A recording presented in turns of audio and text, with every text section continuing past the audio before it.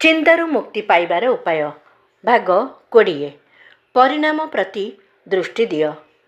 ए उपायर सारांश आमको चिंता करने परिवर्ते काम करिबार प्रेरणा देइथाए।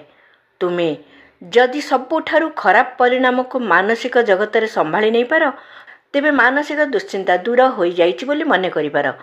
चिंतार घन कृष्ण मेघ अपसरी जाई विचारर आलोक उद्भासित होई उठिला बोली धरिपार।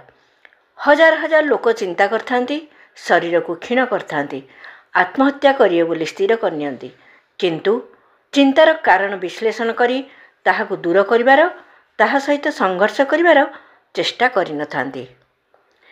धरिनिय परिणाम अत्यंत खराब होबार संभावना अछि। दुष्परिणाम तो आसिब ही आसिब।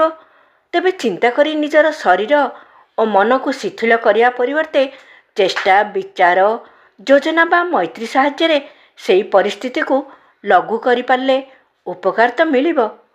तुमे जदि शांति रे मानसिक भारसाम्य रक्षा करी चिंतारू मुकुली जबार बाट खोजिबो तेबे सुनिश्चित रूपे कौनसी पंथा बाहरी पड़िबो। क्रमशः आगामी भागरे आहुरी आगको विचारक्रांति दूत यूट्यूब ओडिया चैनल को सब्सक्राइब करिया सह परवर्ती वीडियो प्राप्त करिया पई बेल आइकन दबांतु एवं विचारक्रांति दूत ओडिया फेसबुक और इंस्टाग्राम सह जोड़ी हुंतु। धन्यवाद।